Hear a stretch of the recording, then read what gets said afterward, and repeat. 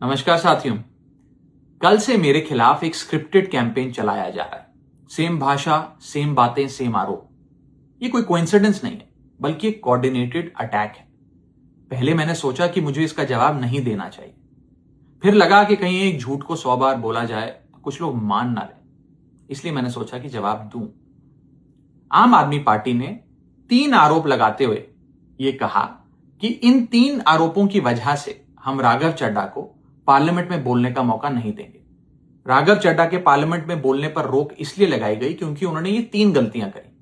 मैं एक एक करके इन तीनों पर आपसे बात करना चाहूंगा। पहला आरोप कि जब ऑपोजिशन पार्लियामेंट से वॉकआउट करता है, सदन से वॉकआउट करता है, तो राघव चड्ढा वहीं बैठे रहते हैं, वो वॉकआउट नहीं करते।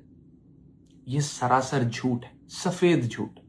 मैं चुनौती देता हूं, एक इंस्टेंस, एक दिन ऐसा बताइए जब ऑपोजिशन ने वॉकआउट किया हो और मैंने उनका साथ ना दिया हो, मैं साथ में वॉकआउट नहीं किया हो। और पार्लियामेंट में तो हर जगह सीसीटीवी कैमरा है।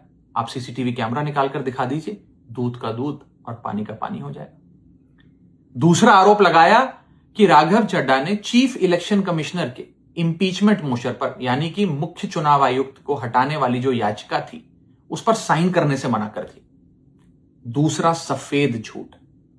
ना मुझे आम आदमी पार्टी के किसी भी नेता ने इस मोशन पर साइन करने के लिए कहा, ना औपचारिक तौर पर कहा, ना अनौपचारिक तौर पर कहा। और आम आदमी पार्टी के राज्यसभा में कुल 10 सांसद हैं, जिनमें से 6 या 7 सांसदों ने इस मोशन पर खुद ही साइन नहीं किया। तो भला इसमें मेरी क्या गलती? खाली सारा दोष मुझ पर ही क्यों मढ़ा जा रहा है? और इस मोशन के लिए राज्यसभा में कुल 50 सिग्नेचर चाहिए होते हैं, यानी कि 105 विपक्षी सांसदों में से मात्र 50 सिग्नेचर से ये याचिका पूरी हो जाती। तो इतना शोर क्यों? और तीसरा आरोप जो मुझ पर लगाया गया वो ये था कि राघव चड्ढा डर गए हैं और इसलिए वो बेकार मुद्दे उठाते हैं। पहली बात मैं बता दूं कि मैं पार्लियामेंट में शोर मचाने, चीखने, चिल्लाने, माइक तोड़ने या गाली देने नहीं गया। मैं वहां पर जनता के मुद्दे उठाने गया हूं, लोगों की बात करने गया हूं।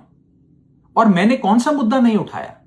मैंने जीएसटी से लेकर इनकम टैक्स की बात करी, पंजाब के पानी से लेकर दिल्ली की हवा का मुद्दा उठाया, हमारे सरकारी स्कूलों की हालत से लेकर कैसे पब्लिक हेल्थ केयर इंस्टीट्यूशंस को मजबूत किया जाए, इंडियन रेलवेज में जो पैसेंजर्स ट्रैवल करते हैं उनकी समस्याएं रखी, यहां तक कि मेंस्ट्रुअल हेल्थ, एक ऐसा मुद्दा जिसके बारे में लोग बात करने से कतराते हैं, वो बातें तक रखी। बेरोजगारी से लेकर महंगाई तक तमाम मुद्दे उठाए। आप मेरे 4 साल का पार्लियामेंट का ट्रैक रिकॉर्ड उठाकर देख लीजिए।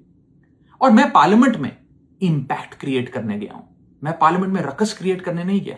ये टैक्स पेयर के पैसे से जो पार्लियामेंट चलती है, उस टैक्स पेयर के मुद्दे उठाने में पार्लियामेंट में गया हूं। अंत में मैं बस इतना कहना चाहता हूं कि जो लोग आज मुझ पर आरोप लगा रहे हैं, झूठे आरोप लगा रहे हैं, कि हर झूठ को बेनकाब किया जाएगा और हर सवाल का जवाब दिया जाएगा, क्योंकि मैं घायल हूं, इसीलिए घातक हूं। जय हिंद।